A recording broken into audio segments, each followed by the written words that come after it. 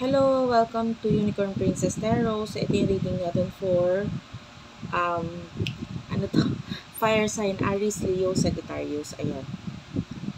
Take only what resonates. Hindi to magra-resonate sa lahat kasi unfortunately, wait nga. Ayan. Hindi ko alam kung naririnig nyo yung electric fan kasi medyo maingay eh. Yung electric fan. But anyway, lalakasan ko na lang yung boses ko. Maraming salamat nga po pala sa mga nanonood dyan. Sana mag-comment kayo kasi sobrang appreciate ko yung comment. Alam niyo yun, kahit sobrang pagod na pagod ako, pag nababasa ko yung comment, yun, napapa-smile ako. Nakakakilig yung iba. At saka, kung ayaw nyo na ganitong klaseng reading, pwede ka naman po mag-next video, hindi ka naman po pinipigilan, At yung mga negative comments, sarilihin nyo na lang. Huwag nyo na i-share sa akin. Ayan, kasi nakakaano po yun ng negativity. Nakaka-spread. Positivity lang po yung i-spread natin. Okay? Kung gusto mo magpa-personal reading, Jing Tarot Reader, yun yung aking friend na open sa personal reading. Ako, for now, open ako. Kung gusto mo magpa-book, virgophilippines@gmail.com, pwede ka doon. Or, doon sa aming Facebook page, Madam P. Okay? I-search mo na lang, #Unicorn Princess Tarot. Simulan na natin. This is for the sign of, aray ko. This is for the sign of fire sign. What do we have here for the sign of fire sign? For fire sign. Ay! Tama ba? Fire sign to. May pagkaulyanan kasi ako, guys. Pagpasensya nyo na. The Hierophant. This is Major Arcana, Taurus energy. Seven of Swords, fire sign. The Empress. The Hermit. Puro Major Arcana ha. The Lovers. The Hermit. Ayan. Yung iba sa inyo fire sign. Meron kang mga taong iniiwasan ngayon. Kung hindi ka nakaka-relate, pwedeng person mo to, ganon.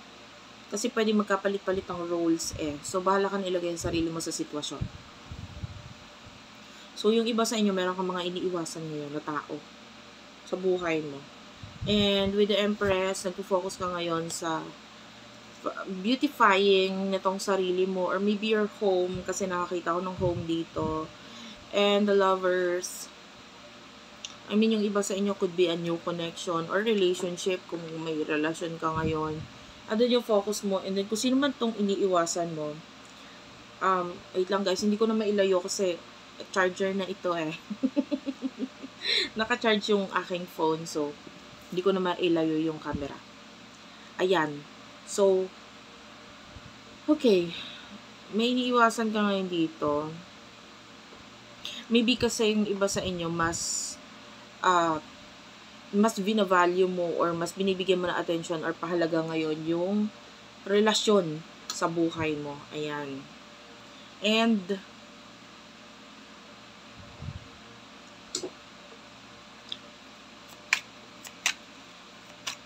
tell me more about the person na nakakonect ni fire sign.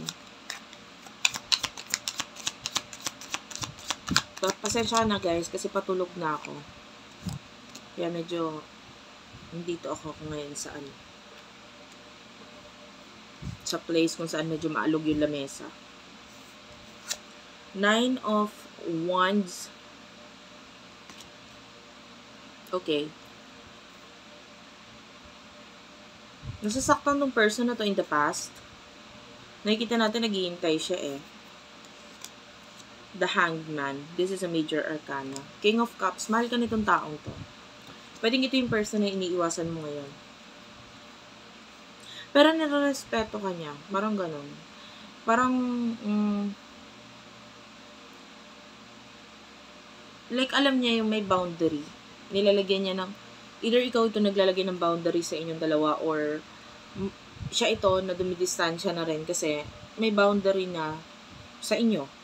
Diba? At saka, ikaw na rin yung mismo yung umiiwas eh. So, naghihintay siya, pero nandyan yung, Kung dadating ko sa buhay ko, andito lang ako. Parang gano'n. Ano yung emotion ninyo sa isa't isa? For fire sign.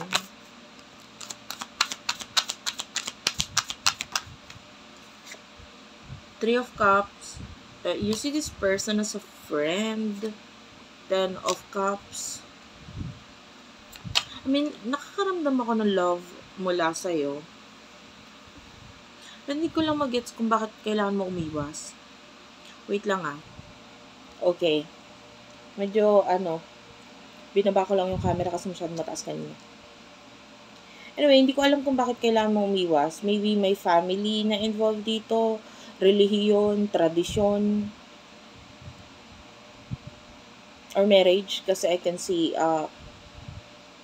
connection na pwedeng matinding paghihintay ang kailangan. And this is your person na matinding paghihintay ang ginagawa sa'yo. You could be already married with someone else or somebody here.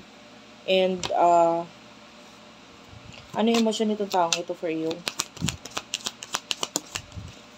Okay. Ten of Swords, nasasaktan siya. The Strength card, nagpapakatibay na lang siya ngayon. Yung parang, wala naman akong choice, diba? Parang kailangan ko na lang tanggapin yung reality sa atin. And then, itong person na to is like, having some kind of transformation sa sarili niya. The Ten of Swords. Parang nasasaktan siya ngayon. And yung iba sa inyo, you love the person, mahal mo, or gusto mo siya.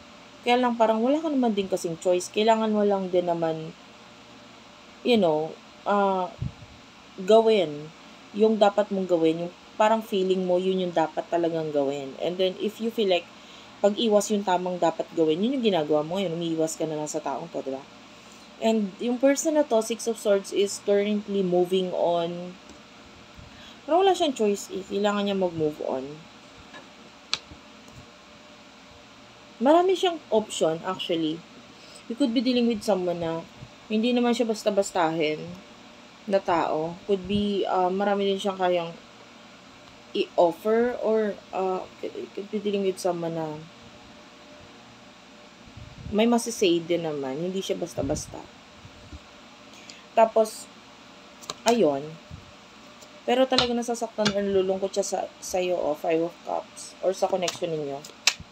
What will happen in the near future for the both of you? In the near future. Seven of Pentacles. The High Priestess. Five of Pentacles.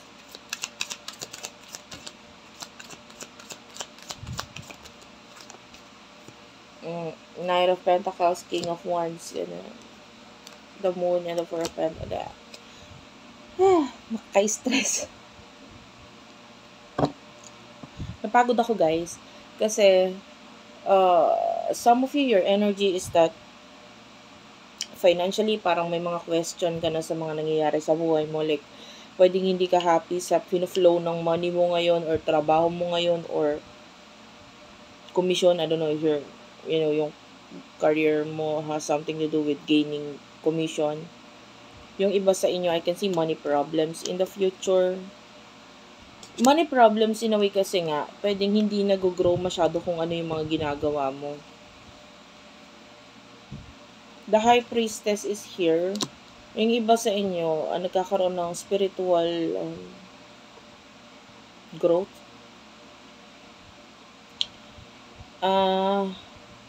Nakita ko ng dito, anong tawag dun sa pearl? Mother of pearl.